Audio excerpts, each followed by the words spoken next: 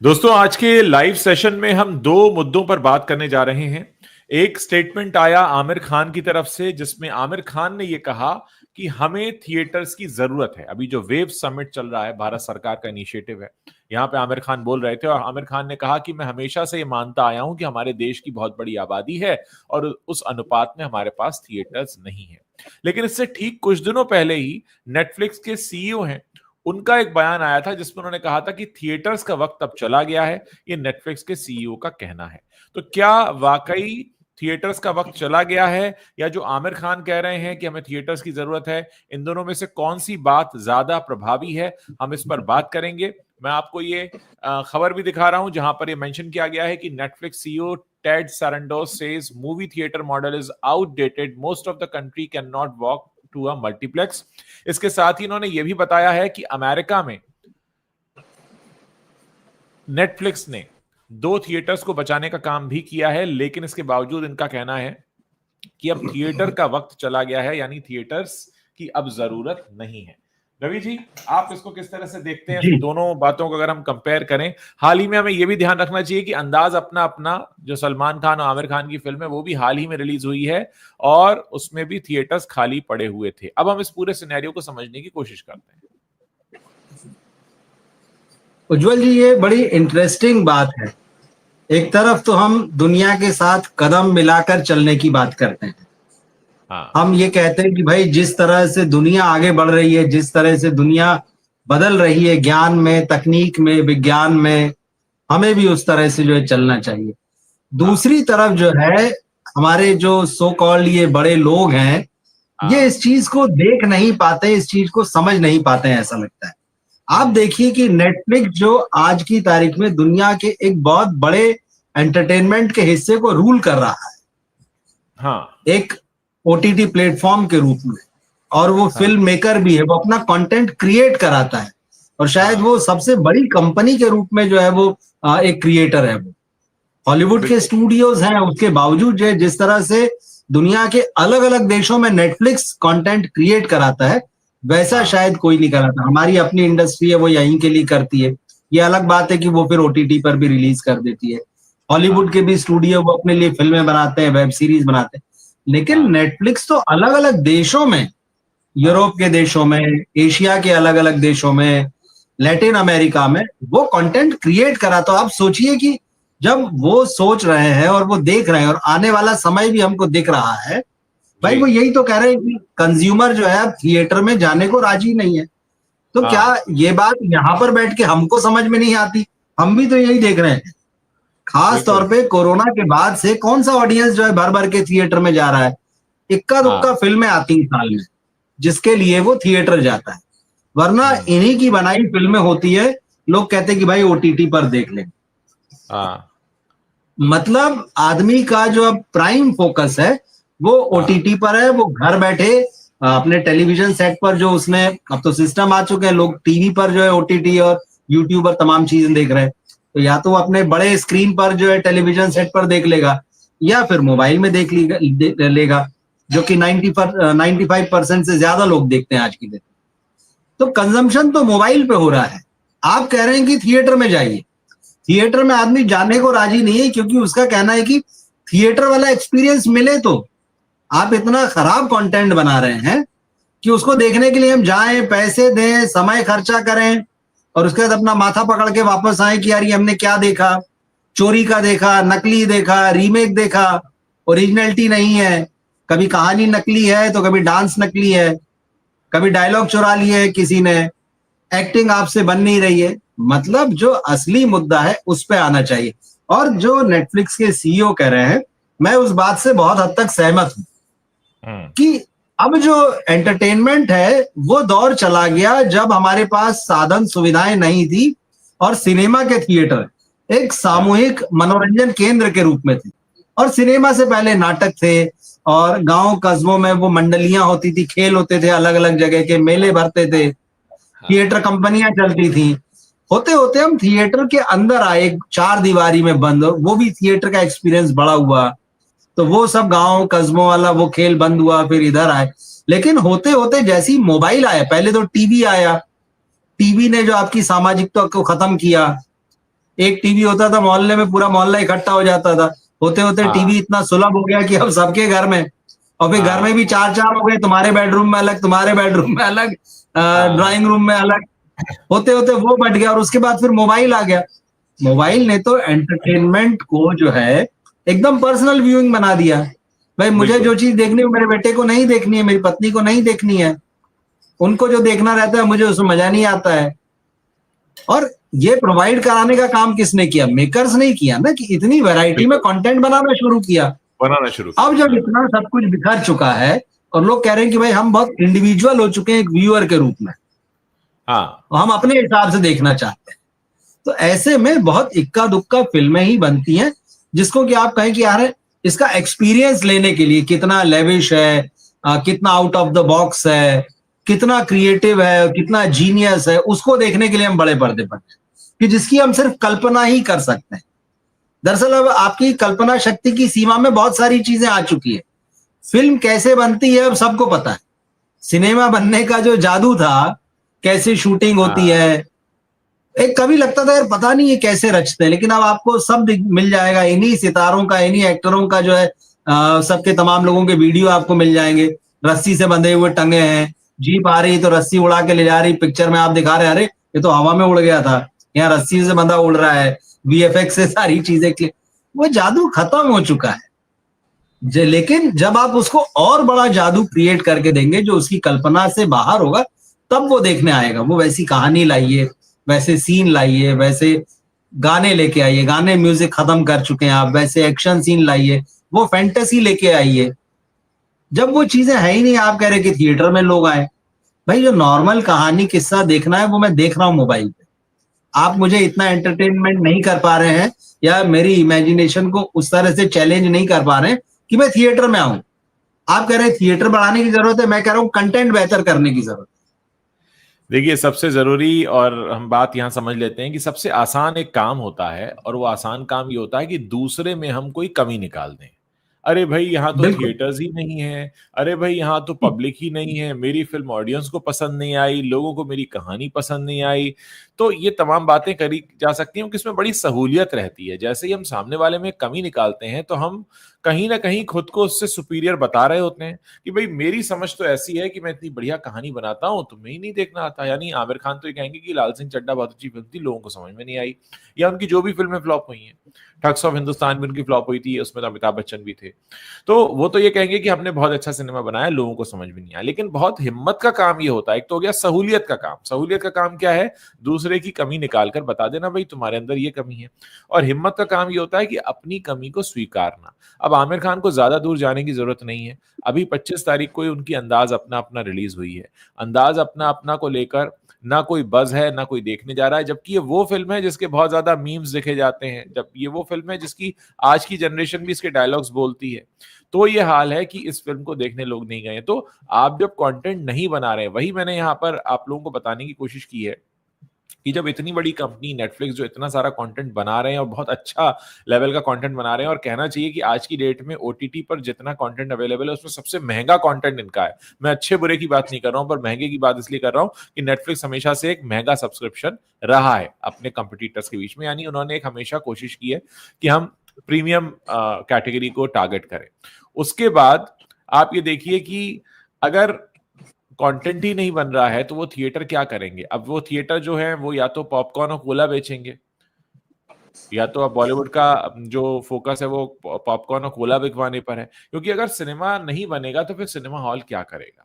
तो यहाँ पर आमिर खान अगर एक घिसा पिटा डायलॉग मार रहे हैं, मुझे मालूम है आमिर खान ने कब से शुरू किया है, जब से उनकी दंगल वहां चली है चाइना में। क्योंकि चाइना में है। जो अनुपात है आबादी और मल्टीप्लेक्सेस का, वो बहुत ही अलग समीकरण है वहां पर। मैं एग्जैक्ट डेटा में नहीं जा रहा हूं, लेकिन हमारे यहाँ से कई गुना ज्यादा थिएटर्स हैं चाइना में, और आबादी लगभग हमारे बराबर है। तो वो वहां से हमेशा ये कहते आए हैं जब से दंगल वहां चली कि देखो वहां इसलिए चली दंगल इतना क्योंकि वहां थिएटर्स हैं। लेकिन ये बताइए कि ऐसी फिल्में जिनके लिए थिएटर जरूरी है, या ऐसी फिल्में जिनके जो थिएटर्स में ही जाकर एक्सपीरियंस किया जा सकता है, वो हम कितनी बनाते हैं? तो क्यों ना हम उस पर फोकस करें कि जितनी फिल्में बन रही हैं जो थिएटर में देखने लायक हैं, हम उसकी तरफ फोकस लेकर जाएं, ना कि हम उस तरफ लेकर जाएं कि हम वहां पर एक कमी निकाल कर बता रहे हो। देखिए, इसी इंडस्ट्री से नेटफ्लिक्स के सीईओ का ये कहना कि ये जमाना पुराना हो गया, और वो तो खुद कह रहे हैं कि उन्होंने अमेरिका में 2 थिएटर्स बचाए हैं, लेकिन वो इस बात को पूरी तरह से मानते हैं कि थिएटर्स का जो वक्त है वो अब चला गया है। और जैसा हमने बात की कि देखिए ओटीटी तो हमारे जीवन में बहुत लेट आया। अगर हम बात करें हिंदुस्तान की तो 2016 के बाद मार्केट बदला है। 2016 के आसपास नेटफ्लिक्स यहाँ आया था, लेकिन उससे पहले जब हमारे हाथ में मोबाइल आया, और वो मोबाइल आया जिसमें कैमरा था, वो मोबाइल आया जिसमें मल्टीमीडिया था, वो मोबाइल आया जिसमें हम कोई वीडियो की क्लिप देख सकते थे, उसी दिन ये डिफाइन हो गया था कि अब ये एक मामला व्यक्तिगत रहेगा, अब सामूहिक नहीं रहेगा। आपने बहुत अच्छा जिक्र किया, मुझे याद आ गया रामानंद सागर का रामायण शो जो आता था, और अक्सर उस जमाने में सभी घरों में टीवी नहीं था और लोग अक्सर एक दूसरे के घर जाकर देखा करते थे। बड़ा कॉमन सा सिनेरियो था। वो इसलिए था कि उस वक्त कोई कल्पना नहीं कर सकता था कि हर कमरे के अंदर एक टीवी होगा। आज हमारे घरों में हर कमरे के अंदर टीवी होना बहुत आम बात है। हर बेडरूम में एक टीवी होना एक बहुत आम बात है। उस जमाने में मोहल्ले में एक टीवी होना मुश्किल होता था। तो वो दौर था जो रामानंद सागर की जब रामायण आती थी या उस तरह के शोज आया करते थे। और यहाँ एक सबसे ज्यादा देखिए हमारे दर्शक हैं बता रहे हैं कि चाइना में 80,000 से ज्यादा स्क्रीन है। तो बस वो बार बार उसको कंपेयर करते रहते हैं। आमिर खान की यहाँ तो 10,000 है, वहां 80,000 है। कुल मिलाकर यहाँ पर एक आप ये देखिए ना कि हम जिस सिनेरियो में आ चुके हैं अब, पहले तो जो लोग थिएटर जा रहे थे उनको शिकायत थिएटर से ये होनी शुरू की कि हमने उसको बांटना शुरू कर दिया। ये मल्टीप्लेक्स वाला सिनेमा है, ये एनआरआई वाला सिनेमा है, ये हमने उसको बांटना शुरू किया। और उसके बाद क्या हुआ, जो लोगों ने साउथ का सिनेमा देखना शुरू किया वो ये कहकर कि यार जो सिंगल स्क्रीन ऑडियंस है, या जिसको हम कहते थे ना कि मास के लिए सिनेमा था, वो बनना बंद हुआ। तो लोग तो पहले तो विमुख हुए बॉलीवुड से, वो साउथ की तरफ जाने लगे। तो कुल मिलाकर इस समय जो मामला है वो बहुत भटका हुआ है। और ऐसे में आमिर खान का ये कहना कि हमें थिएटर चाहिए, ये और भी सुइसाइडल हो रहा है, क्योंकि पहले आप तो कंटेंट तो बना नहीं रहे, आप थिएटर और खड़े करवा देंगे, उसमें करोड़ों रुपए लगते हैं थिएटर बनने में। कोई थिएटर बनाना कोई बच्चों का खेल नहीं है।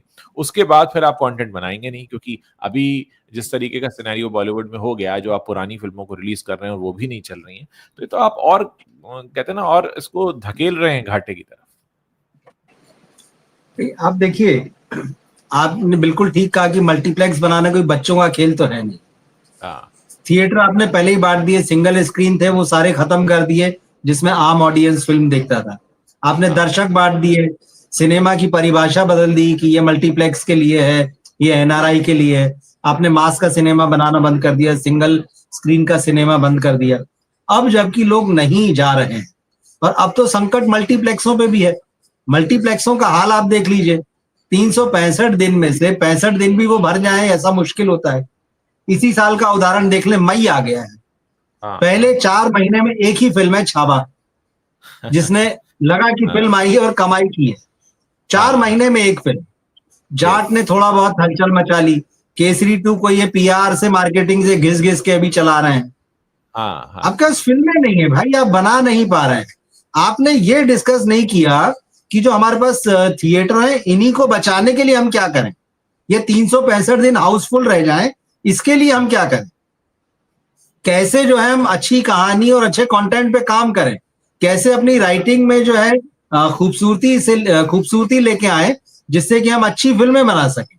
वो सारी चीज नहीं, आप सीधे थिएटर पे चले गए कि नहीं थिएटर बढ़ना चाहिए। अरे थिएटर बढ़ जाएंगे। आपने कहा कि यार जो हमारी जो बड़ी से बड़ी हिट फिल्म होती है उसको भी हिंदुस्तान की सिर्फ 2% जनता देखती है। तो इसका ये मतलब हुआ कि आप 2% जनता के हीरो हैं। हीरो तो आप 100% जनता का बोलते हैं खुद को। मतलब आप 2% जनता के हीरो हैं जो आपकी बड़ी बड़ी फिल्में देखती हैं या जो बड़ी से बड़ी हिट होती है। फिर बाकी आप किस काम के हीरो और किस नाम के हीरो, इसका मतलब आप कुछ भी नहीं है। सीधी सी बात है। तो ये सारी आंकड़ेबाजी, ये जुमलेबाजी जो है, और ये बताना, ये दरअसल सिर्फ गवर्नमेंट को बताने का होता है कि देखिए ऐसा कीजिए, इंफ्रास्ट्रक्चर में इन्वेस्ट कीजिए। अरे जो आप है उसको सही से यूटिलाइज कीजिए। 365 दिन आपके थिएटर भरे रहे, ऐसा कंटेंट बनाइए पहले, उसके बाद आप कहिए। आप कहते गांव कस्बों में नहीं है, अरे मल्टीप्लेक्स जो है इसी में फिल्म देखने नहीं जा रहा, वहां पे कौन थिएटर बनाएगा। वहां ये मल्टीप्लेक्स बनेंगे तो 500 रुपए का टिकट लेके आदमी पिक्चर देखने जाएगा। आज दिन में जब हम चर्चा कर रहे थे तो आपने बताया कि किस तरह से डमी शोज होते हैं, यानी दिखाने के हाँ लिए शोज बिल्कुल। जो ऐप पर दिखते हाँ हैं। तो आज जो मौजूदा गिनती है जो इनके हिसाब से कम है और बढ़ानी चाहिए, उस कम गिनती में भी आपको शो बढ़ा के दिखाना पड़ रहा है, झूठा आपको तस्वीर दिखानी पड़ रही है। और अगर आप चाहते हैं कि बढ़ जाएंगे तो फिर आप कितना झूठ, देखिए अल्टीमेटली आप वही आ गया ना कि आप अपने सहूलियत का काम कर रहे हैं, हिम्मत का काम नहीं कर रहे हैं। सहूलियत है कि यहाँ सामने वाले में कमी बता दी, देखिए सरकार ने तो इंफ्रास्ट्रक्चर नहीं बनाया, आप तो बहुत महान सिनेमा बनाते हैं। अरे जो मौजूदा इंफ्रास्ट्रक्चर है क्या आप उसी को भर पा रहे हैं? बहुत सही एग्जाम्पल आपने दिया कि ये साल एक तिहाई तो बीत चुका है, एक बिल्कुल। तिहाई साल बीतने पर सिर्फ एक फिल्म हमको पता है, छावा, जिसने कमाई की है। बाकी तो सब ठीक है, जाट को गिन लीजिए। तो मतलब स्थिति यह है कि आप जो सबसे बड़ी इंडस्ट्री कहलाती है बॉलीवुड, नंबर ऑफ फिल्म्स के मामले में इंडियन फिल्म इंडस्ट्री की मैं बात कर रहा हूं, बॉलीवुड के अलावा भी, वहां ये हाल है।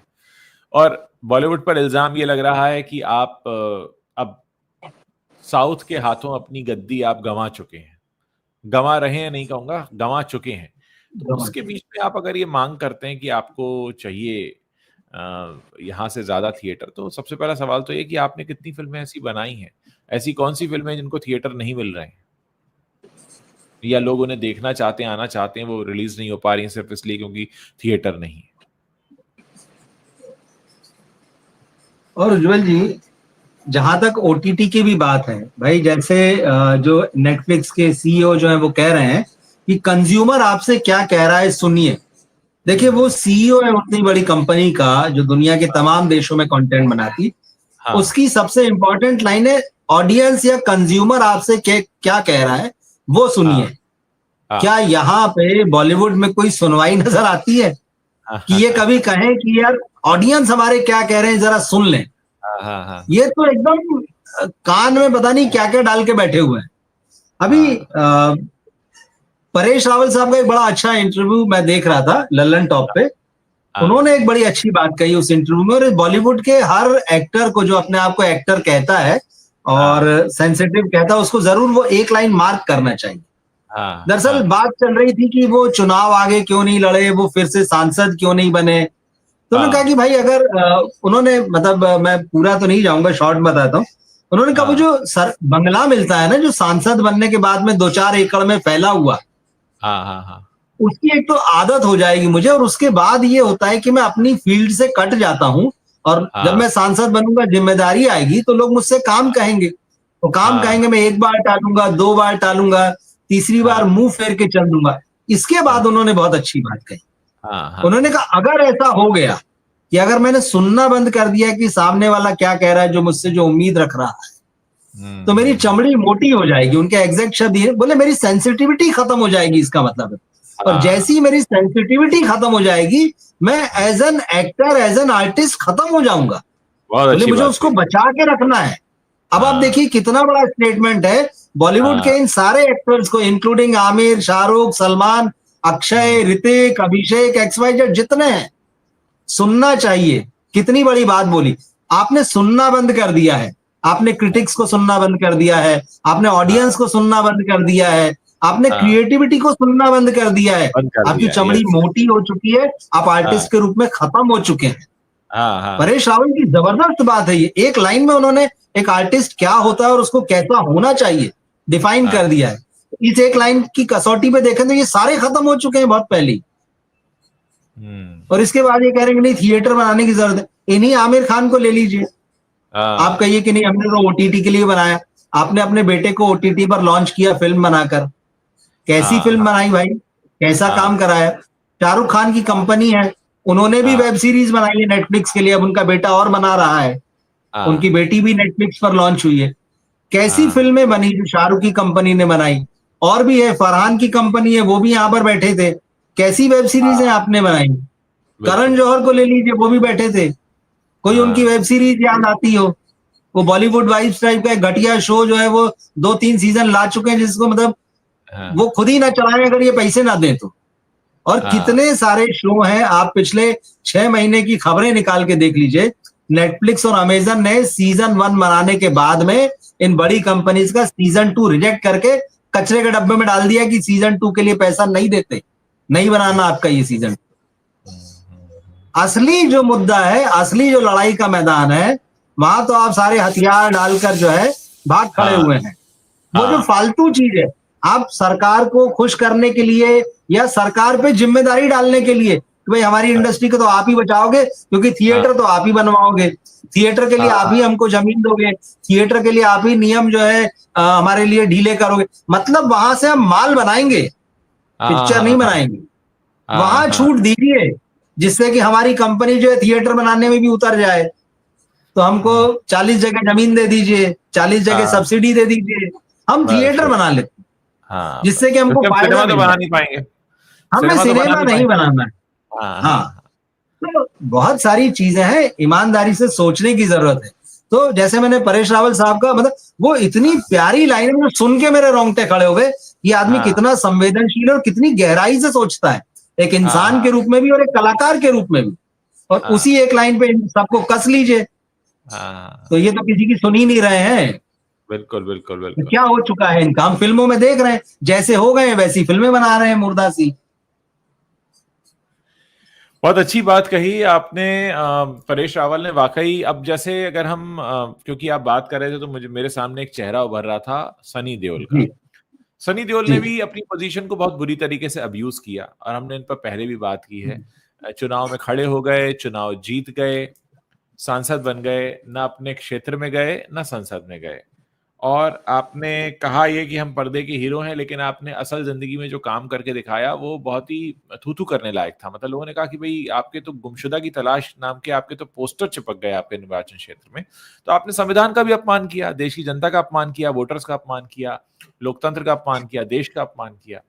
तो इससे तो कहीं बेहतर है परेश रावल जैसे लोग जो इस बात को एक्सेप्ट करके, स्वीकार करके, इस बात को कम से कम इतनी हिम्मत तो रखते हैं कहने की कि हाँ ऐसा हो जाता।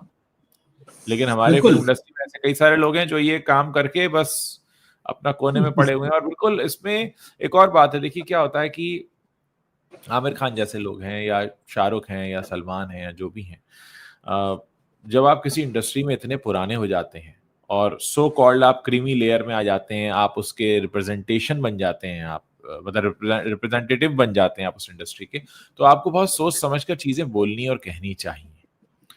आप आज जिस स्थिति में हैं, आमिर खान जैसे लोग, वो इंटेलेक्चुअल होने की एक्टिंग भी करते हैं असल जिंदगी में, कम से कम वो ये स्वीकार सकते थे कि हाँ हमें अपना सिनेमा का स्तर सुधारने की जरूरत है। क्योंकि आमिर खान कहीं चंद्रलोक में तो रहते नहीं है, यहीं रहते हैं, तो उनको पता ही होगा कि कितनी फिल्में पिट रही हैं। मैं उनकी फिल्मों की बात नहीं कर रहा हूँ, इन जनरल बात कर रहा हूँ कि इंडस्ट्री के क्या हालात हैं, उनको तो पता ही होगा। तो कहीं पर वो जिम्मेदारी भरी बात निकल कर आती कि नई पीढ़ी के लिए कुछ आता, चलिए अपने ऊपर नहीं बोलता आदमी, ये कहता कि भाई हम आने वाले समय में ऐसे हम फिल्म मेकर्स देखना चाहेंगे, वो उन्होंने ना बोलते हुए, मतलब ये तो बहुत ही इलॉजिकल उन्होंने बात कही कि हमें थिएटर और बनाने चाहिए। जबकि हम ये कह रहे हैं, अगर हम इस साल का उदाहरण ले लें कि 1/3 साल निकलने पे भी हमारे पास 2 से 3 फिल्में नहीं है जो अच्छी चल गई, हर महीने के हिसाब से भी एक फिल्म नहीं आ पा रही है, जो 4 फिल्में आ गई हूँ इस महीने, इस साल के 4 महीने निकल गए। तो ये वाकई आईना दिखाने जैसी बात है। एक अफसोस की बात मैं यहाँ पर और भी कहूंगा कि जितने भी हमारे फिल्म मैगजीन्स हैं या न्यूज़पेपर्स हैं या जर्नलिस्ट हैं, कोई इस पे बात करता ही नहीं है। इतना बड़ा समिट हो रहा है वेव्स, क्या वेव्स में इस पर कोई बात हो रही है? कल मोदी जी आते हैं, कहते हैं गाना जैसा चलता है, जैसे खाना चलता है इंडियन ऐसे गाना भी चलेगा। ठीक है, ये सब जुमलेबाजी, ये तुकबंदियां बड़ी अच्छी लगती हैं बोलने में, लेकिन रियल बात क्या है?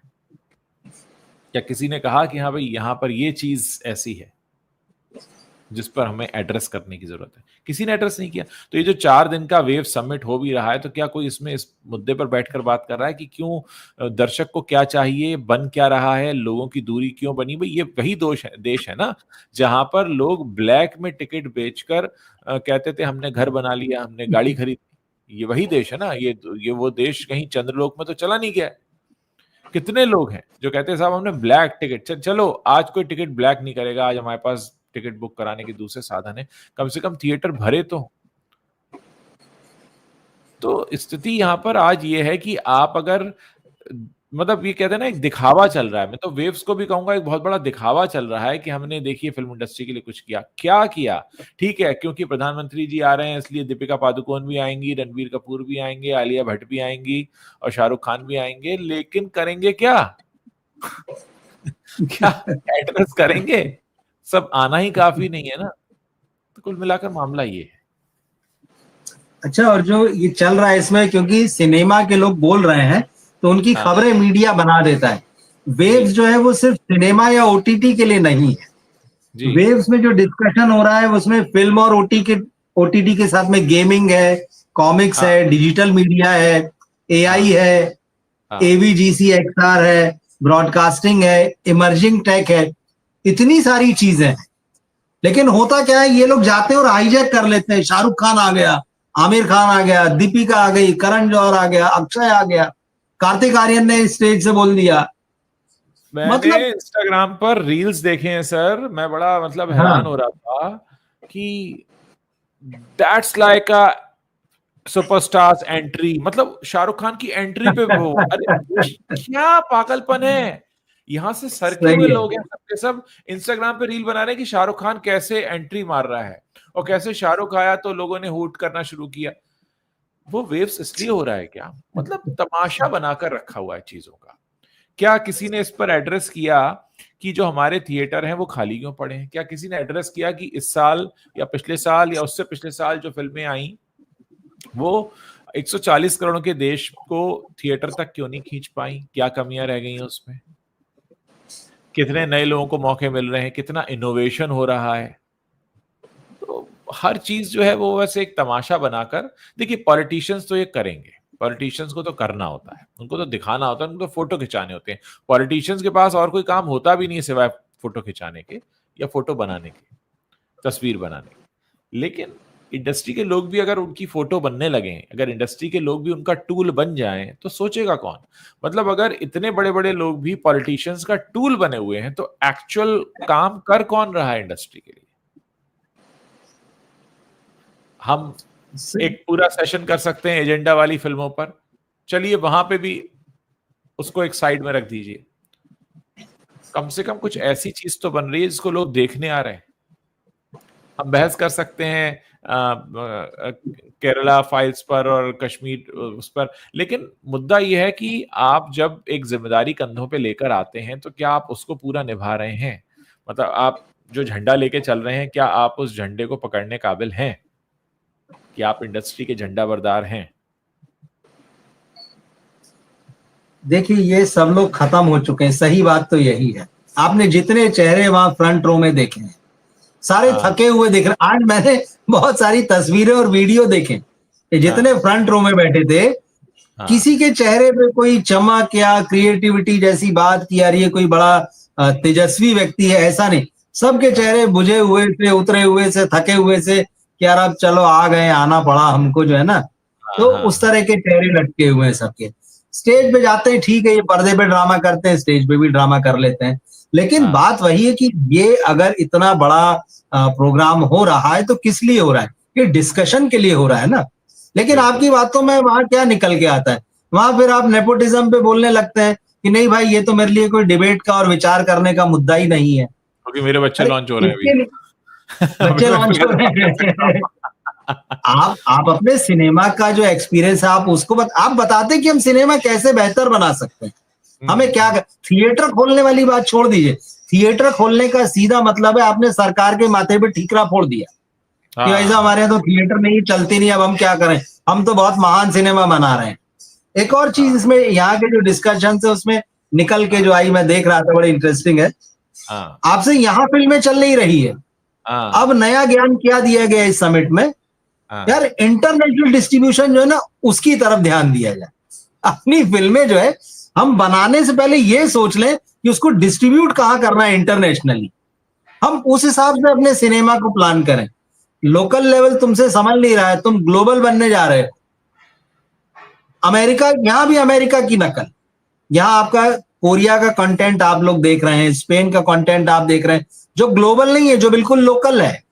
इवन अभी तो हम्म, चलिए पाकिस्तानी पर बैन लग गया, पाकिस्तानी कंटेंट बहुत सारा देखा जा रहा था, हम्म, लैटिन अमेरिकी कंटेंट देखा जा रहा है। यार वो ग्लोबल नहीं बना रहे हैं, वो लोकल बना रहे हैं, और वो इतना शानदार बना रहे हैं कि आपको अपना सा लग रहा है।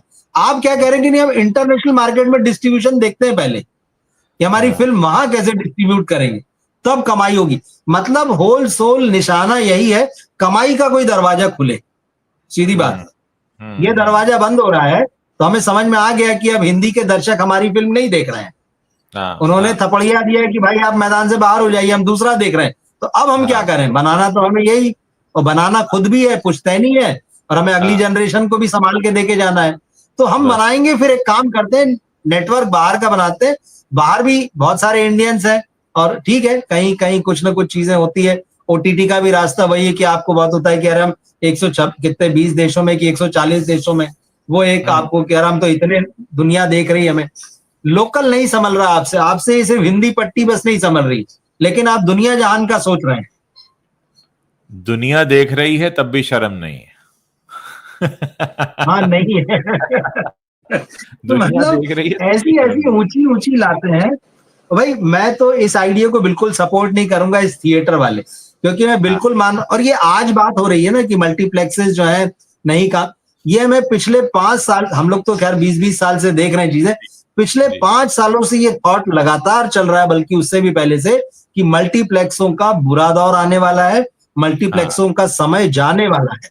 और अब तो ये बात इंटरनेशनली हो रही है, दिख रही है। तो भैया वो चीज चाहिए क्यों? वो चीज चाहिए सिर्फ इसलिए कि सरकार हमको जमीन दे, सरकार हमको फैसिलिटीज दे, सरकार लाइसेंस के नाम पे तमाम चीजों की छूट दे, हम अपना माल बनाए, बस। तो इस मामले में सरकार को बहुत सतर्क होकर सोचना चाहिए। उनको पूछना चाहिए कि आप ये जो फिल्में बनाते हो और जिसको ऑस्कर में भिजवाते हो लॉबिंग करके, तो भैया ये अवार्ड क्यों नहीं ला पाती? क्यों वो पहले ही राउंड में जाके जो है ध्वस्त हो जाती है? क्यों वो इंडिपेंडेंट फिल्में होती हैं जो इंटरनेशनल फेस्टिवल्स में जाती हैं और वो नाम कमाती, लोग उनको देखते हैं, इंटरनेशनल मार्केट में उनकी वैल्यू होती है, और कई बार वो इंडिया में रिलीज नहीं हो पाती, वो बाहर रिलीज होती।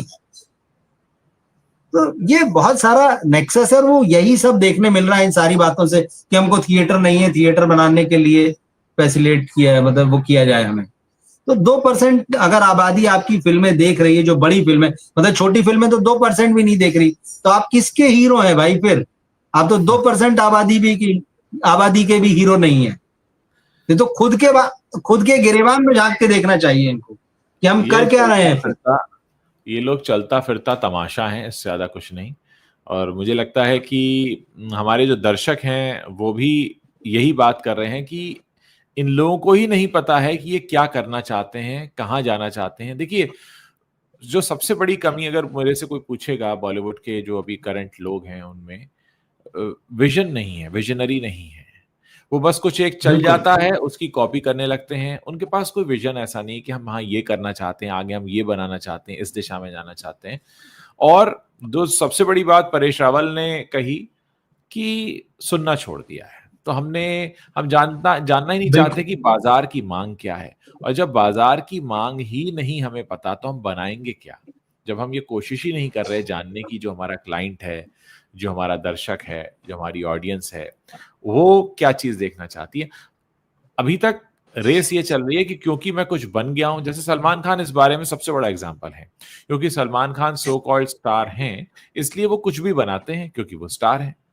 जिम्मेदारी तो बिल्कुल नहीं निभाते हैं। जिम्मेदारी वो अपनी भाई बंधुओं की निभाते हैं कि इसके भतीजे को लॉन्च कर दिया, उसकी भतीजी को लॉन्च कर दिया। इससे ज्यादा इंडस्ट्री के प्रति क्या सलमान खान ने कोई रिस्पॉन्सिबिलिटी निभाई है जो हम कह सकें कि हाँ सलमान खान बड़ा चिंतित है बॉलीवुड के लिए? सो ये बहुत बड़ा जोक होगा। यहाँ कोई है नहीं चिंता करने वाला। और आप वेव्स जैसे सबमिट कीजिए, कुछ भी कीजिए, लेकिन अगर आप तीर को निशाने पे नहीं मारेंगे तो कोई फर्क नहीं पड़ता कि उसमें कौन आया और कितने लोग आए। वो क्या रहा है? टिक मार्क हो रहा है।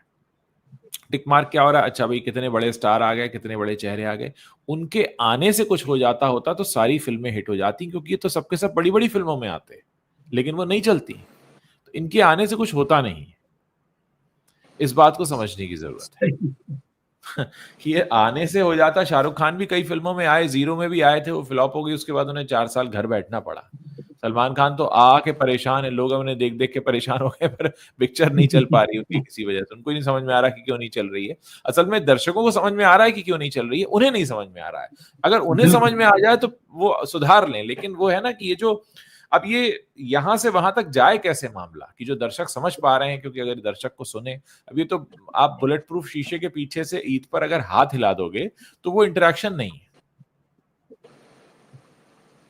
तो आप जब आपने अपने चारों तरफ दीवार खड़ी कर ली है तो रहिए उस दीवार के अंदर, लोग बाहर से आपको देखेंगे।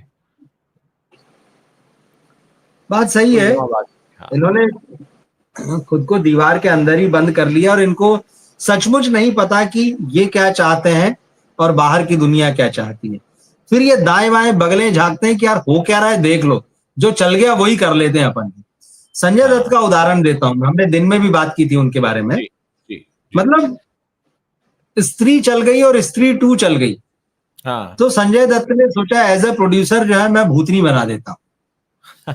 मैं हूं, 4 नए बच्चे ले लूंगा, काम हो जाएगा। मतलब इतनी गफलत में आप सोचिए। मतलब संजय दत्त भी जो है उतरती पारी में है, हालांकि साउथ में उनको 1-2 अच्छे रोल मिले, निभाए, लेकिन बॉलीवुड में तो उनकी पारी खत्म हो चुकी है पूरी तरह से। ये उनकी एक तरीके से कमबैक की कोशिश थी, लेकिन अब क्या बनाए, पैसा आपके पास है मगर आपके पास विजन नहीं। जो बात आप कहते हैं ना, विजन नहीं, परेशान। तो अभी फिर क्या होता है, अच्छा यार भूतनी बनाते हैं क्योंकि जो है ना स्त्री जो है चली, स्त्री 2 चली, तो मैं भी बना लूंगा तो चल जाएगी। ऐसे नहीं होता। स्त्री इसलिए चली क्योंकि वो उस दौर में अलग तरह की फिल्म आई। बिल्कुल। स्त्री 2 इसलिए चली कि पहली फिल्म देख ली गई थी, दूसरों को उसमें दिलचस्पी थी कि यार चलो देखें कि दूसरी फिल्म में क्या आएगा, लोगों को दिलचस्पी थी इसलिए चल गई। तीसरी फिल्म अग्नि परीक्षा साबित होगी इनके लिए। तो और इस वक्त मार्केट में यही स्थिति, आप किसी से भी बात कीजिए, प्रोड्यूसर से या जो भी मार्केट में जो इनके दलाल टाइप लोग घूमते हैं, यार कोई हॉरर कॉमेडी हो तो बढ़िया बताओ। मतलब सबको हॉरर कॉमेडी बनानी है, 100 में से 70 लोगों को हॉरर कॉमेडी बनानी है। सर ये नया ऐसे नहीं जाते हैं सोचो। मार्केट में ऐसे जाते हैं, यार आजकल ना ब्लू डेनिम शर्ट चल रही तो हम भी ले लेते हैं एक। ठीक बात है। ये नहीं कि ये कुछ क्रिएटिव है, हम कुछ नया करते हैं। अरे आजकल सब हाँ, कुर्ता पहन रहे हैं, जींस के ऊपर हमें भी एक लेना है। ये मार्केट में ऐसे खरीदारी बिल्कुल। करने जाते हैं। तो तो पूरा अच्छा, उसमें क्या होता है, जब आप ऐसे खरीदारी करने जाते हैं तो आप पैशनेट नहीं होते हैं उसके लिए। नहीं फिर आप होते, बिल्कुल पैशनेट नहीं होते होते। हैं पैसा बनाने के लिए, और पैसा बनाने के लिए पैशनेट होना और सिनेमा बनाने के लिए पैशनेट होने में बहुत फर्क है। पैसा आप किसी भी तरीके से बना सकते हैं, किसी भी बिजनेस में बना सकते हैं, लेकिन सिनेमा एक ऐसा बिजनेस है जहां पर आपको पहले कहानी के लिए पैशनेट होना पड़ेगा, फिर पैसा आएगा। और अगर आप पैसे के लिए पैशनेट हैं तो फिर आप कोई और काम कर लीजिए, कुछ और ट्रेडिंग कर लीजिए। हर बिजनेस में 2 लगा के 4 आदमी कमाता ही है, लेकिन ये बिजनेस थोड़ा सा अलग है क्योंकि यहाँ कला है। पहले आप जब तक उसमें डेडिकेशन नहीं होगा, चीजें निकल कर नहीं आएंगी। मुझे लगता है कि रवि जी हमने काफी डिटेल में चर्चा की है और हमारे दर्शकों को भी हमारी बातचीत समझ में आई होगी, और जो इंडस्ट्री के लोग देख रहे होंगे हमें अभी, उनको हो सकता है कुछ हम थोड़ी सी सद्बुद्धि उनको मिले, ऐसी हम प्रार्थना कर सकते हैं ताकि सही डायरेक्शन में चीजें जाएं, क्योंकि ये इस डिस्कशन का जो पर्पस है वो यही है कि सही डायरेक्शन में चीजें जाएं। और कुछ कहना चाहेंगे आप इस संदर्भ में? बस मुझे लगता है अगर लोग हमें देख सुन रहे हैं इंडस्ट्री के, तो जो परेश रावल साहब ने जो एक लाइन कही जिसका मैंने जिक्र किया, उसी पे गौर कर लें और उसी को अपने अंदर अगर उतार लें अपने जीवन में, अपने विचार में, तो भी उनका उद्धार हो सकता है। वरना तो यहां से फिर आप थिएटर बनाते रहिए बस, और कुछ ना बनेगा। जी, शुक्रिया Ravi ji, thank you, good night. शुक्रिया, थैंक यू, गुड नाइट।